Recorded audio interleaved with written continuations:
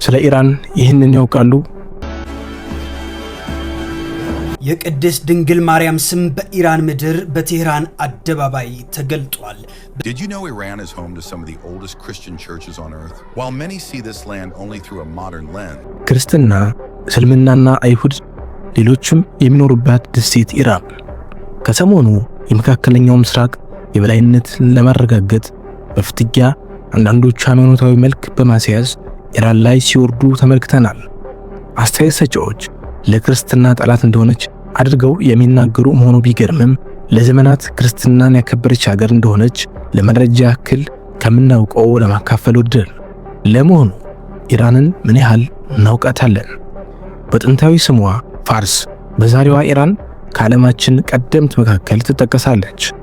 ዜጎቿ የአርያን ወይም የተመረጥን ዘር ነን ሲሉ የሚደመጡ የበዛ ታሪክ ባለቤትና አረቦች፣ ኩርዶች፣ ባሉቾች፣ አዘርባይጃንና ቱርክሜኖች፣ ሺዓዎች እንዲሁም ሱኒዎች፣ ሱፊዎችም በፈጠሩት ማህበራዊ ቅይጥ ከነዚህ ማህበረሰብ በላይ የሃይማኖት ስብጥር ለዘመናት ያስተዳደረች ስትሆን የሶስቱ የአብርሃም እምነቶች መነሻና ማዕከልም ናት።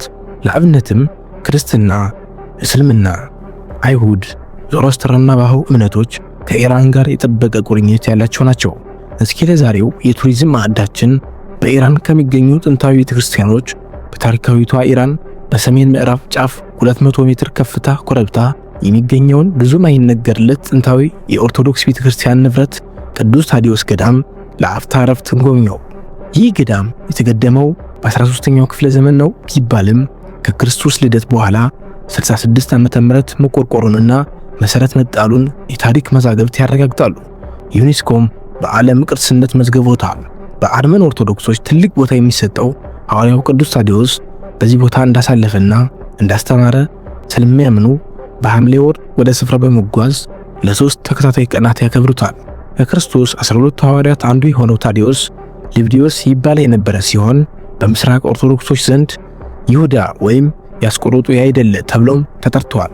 በኢትዮጵያ ኦርቶዶክሳዊት ቤተክርስቲያን ሥርዓተ ቅዳሴ መሃልም ስሙ ይነሳል። ሐዋርያው ታዲዮስ ከቅዱስ ጴጥሮስ ጋር ስለ ክርስቶስ ፍቅር ያስተማረ በሶሪያ፣ በሊባኖስ፣ ቱርክ፣ አርመንና ኢራንን ጨምሮ በርካታ ሀገራት ተጉዞ ወንጌልን ሰብኳል።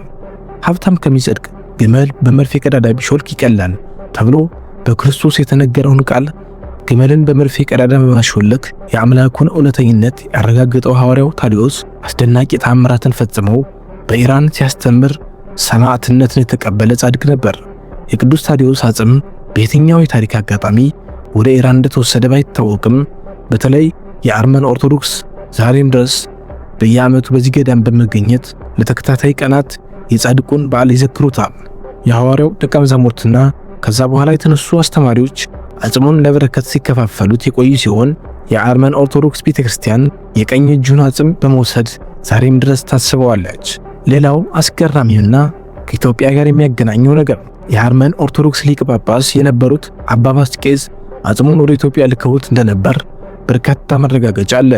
ይህ ኢየሱስ ክርስቶስ ከመረጣቸው 12 ሐዋርያት አንዱ የሆነ ለአጥማጅነት ለታላቅ ክብር የታጨው ሐዋርያው ወደ ቅድስት ኢትዮጵያ መጥቶ የኢትዮጵያ ኦርቶዶክስ ቤተክርስቲያን በአደራነት የተቀበለችውን አጽም በመንበረ ጸባዖት ቅድስት ሥላሴ ቤተክርስቲያን ስር ለዓመታት አኑረዋለች፣ ጠብቀዋለች፣ ከጥፋት አድነዋለች። አንዷ ማስረጃም በሊቀ ጳጳስ አቡነ ጳውሎስ ጊዜም ሕዝበ ክርስቲያኑ መኖሩን እንዲያውቅና በረከቱን እንዲካፈል በቅድስት ሥላሴ ቤተክርስቲያን በእጅ ቅርጽ በተሰራ የወርቅ ማስቀመጫ ውስጥ በማስገባት እንዲታይ ተደርጓል። አሁንም ድረስ በቅድስት ሥላሴ ቤተ መዘክር እየታየ ይገኛል። በየዓመቱ ሐምሌ 2 የጻድቁ መታሰቢያ በዚሁ ቤተክርስቲያን ቅዱስ ታዲዮስን የሚዘክር ሲሆን ለሚሄዱ የአርመን ኦርቶዶክሳውያን የኢራን ሙስሊሞች በክብር ተቀብለው እንደሚያስተናግዱና ዛሬም ድረስ ተጠብቆ እንዲቆይ አድርገዋል። ኢራን ከዚህም በገዘፈ የሃይማኖት ስብጥር ብዙሃነት ምዕራባውያኑ ያለ ስሟ ስም በመስጠት ያብጠለጥሏታል። ልክ እንደ ኢትዮጵያ፣ ሶሪያና አርመን የሶስቱ የአብርሃም እምነቶች ማዕከል በመሆኗ ብዙ ተብላለች። በአሜሪካ መሪነት ለመፍጠር ለታሰበው ኒው ወርልድ አስተሳሰብ አደጋና እንቅፋት ትሆናለች በሚል ስጋት መሆኑ በርካቶች ይስማሙበታል። በቻናላችን አዲስ ከሆናችሁ ሰብስክራይብ በማድረግ ቤተሰብ ሁኑ። በቀጣይ እስክንገናኝ ቸር ሰንብቱ።